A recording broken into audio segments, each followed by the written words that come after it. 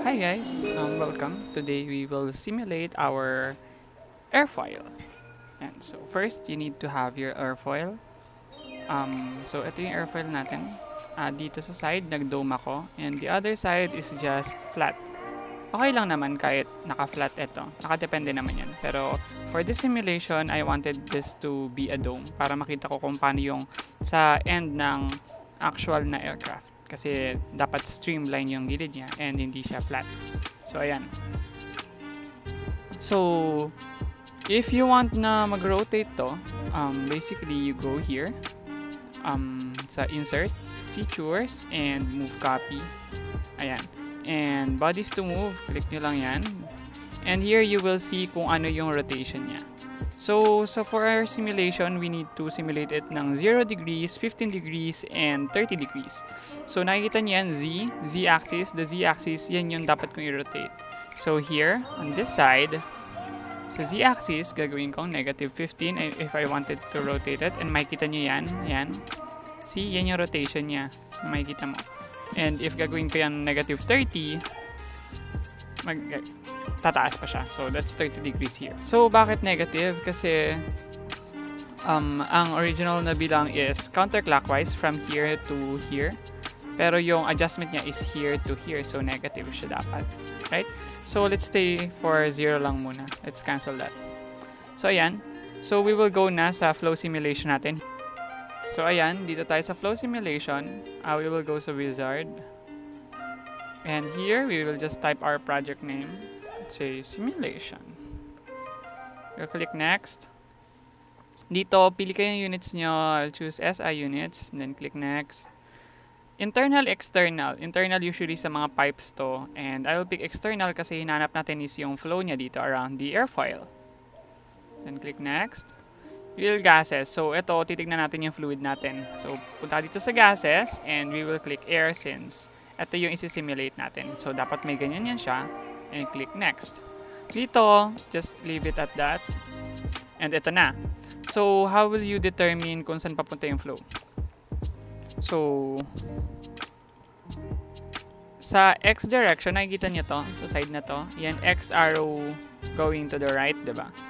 Ibig sabihin, kapag nag-add ka ng value, sabihin, doon manggagaling air. Kapag naglagay ka dito ng value, doon pupunta yung air. So, for example, here, velocity in X.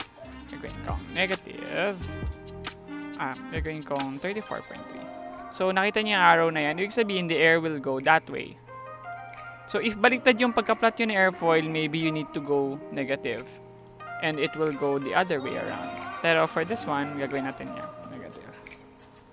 Okay, so, after that, let's finish.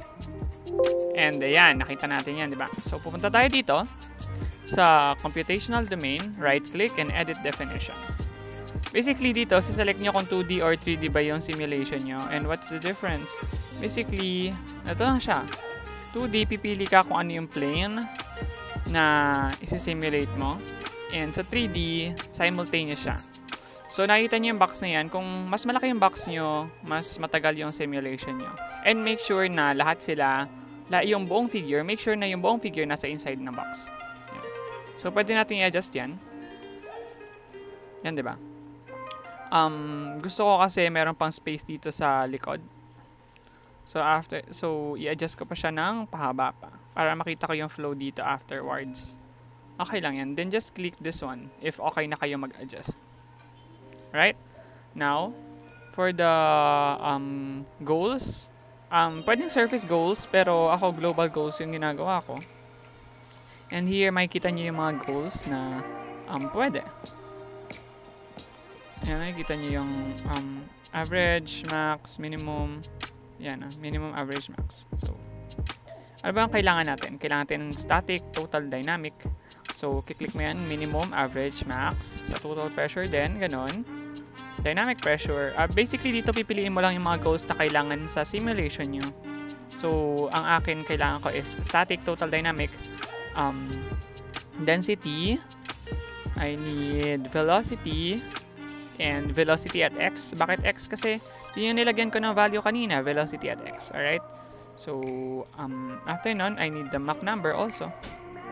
And the turbulent time, turbulent length, turbulent intensity, turbulent energy, turbulent dissipation. So, ilan na yan? Yeah, I think that's about it. 1, 2, 3, 4, 5, 6, 7, 8, 9, 10, 11, 12. So, yan. Tama. 12 lang naman kailangan ko ng minimum, average, and max. So, let's check that. Makikita nyo kung gaano karaming goals nyo dito. 36 goals. Yan. So, we can just hide that muna. Doon pa rin naman yan. So, pupunta tayo dito sa input data. And we will go sa calculation control options. Kiklik natin itong iterations. And make sure that it's 100. Hindi naman kailangan 100 para ma-achieve lahat ng goals. Pero, it's a safe value to assume. So, I'll just put 100 there. And click OK. So, yan. So, pwede na tayo mag-start mag-simulate. And we will just click Run. And new calculation. Use all cores. And run.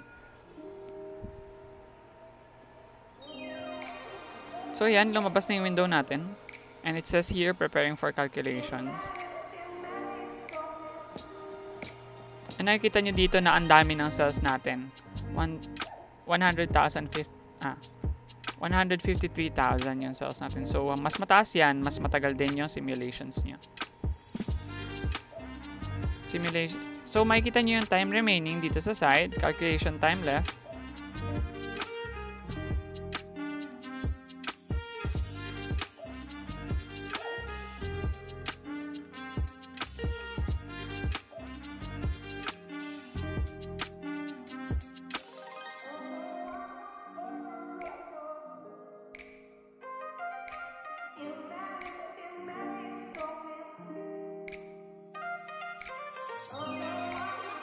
Ayan, so natapos yung 3D simulation ko ng 4 minutes. Ito siya.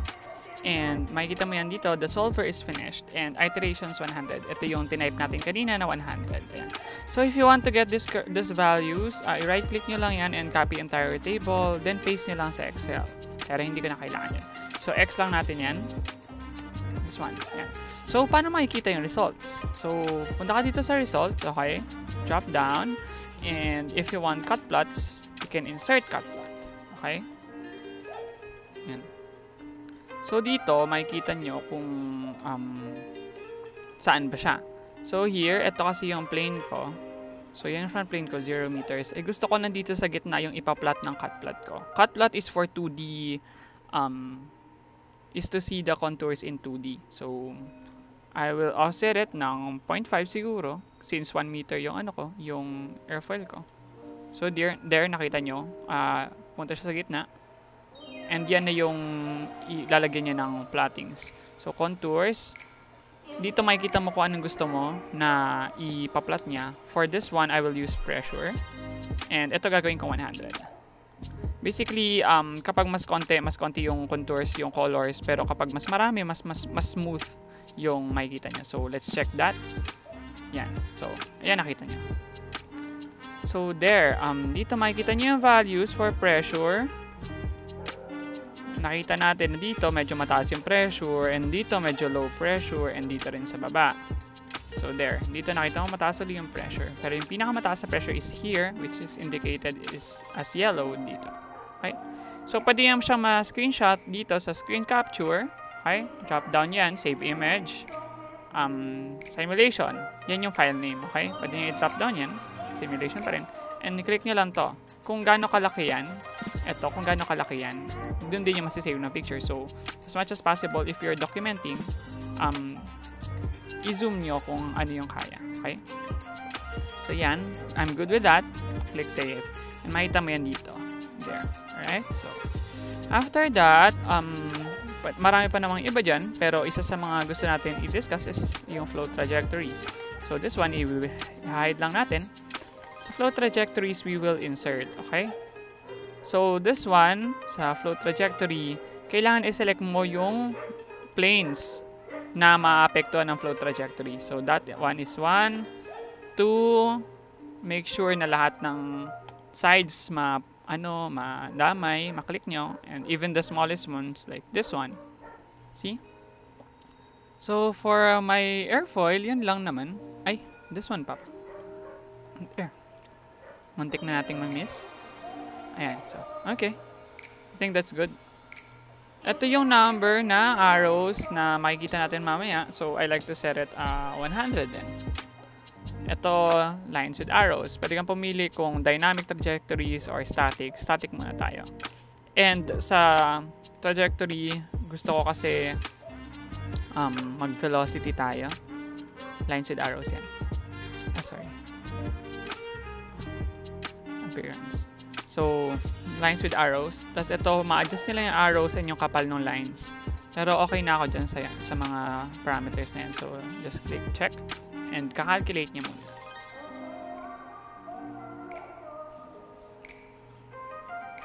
After that one, ayan na, nakita na natin, di ba? So, ayan. Nakita natin na dito, yung usual na value niya is yellow, tapos biglang nag-red, yung sabihin, mabilis yung flow dito, then nag-orange, bumaba, then until nag-yellow na, same as this one. Yung pinakamababa niya is this one sa harap. Ito na yung pinakamababa niya, okay?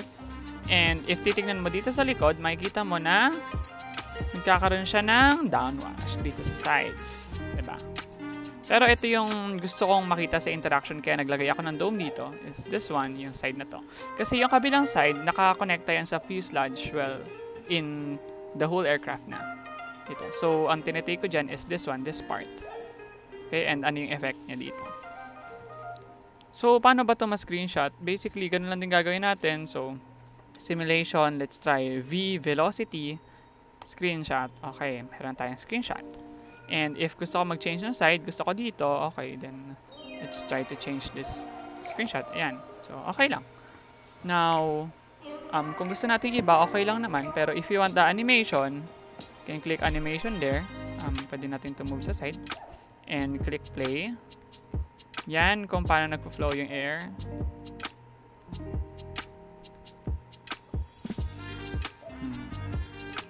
Okay, you can save that using this one. Record nyo lang. And it's recording na. See? It's flashing red, meaning it's recording. Tapos, if you want to stop, just click this one. And it's recorded na. Okay? So, okay na yun. Chinek ko na. Na-record na yun. Saan nyo bang makikita yung recording? Punta kayo sa file. Usually, may recording yan dito. I think it's this one. Yung one. And ito na siya yung animation natin. And yung iba nating photos is nandito. Simulation, velocity, and that. Okay? So, punta lang kayo sa parang file niya. Number 1 kasi marami akong sinimulate. It's this one. Number 1. For that. Okay. So, ano nga ba yung iba pang features ni flow trajectory? Pwede pa nating i-edit yan. What if sabihin natin gusto natin ng dynamic? So dynamic.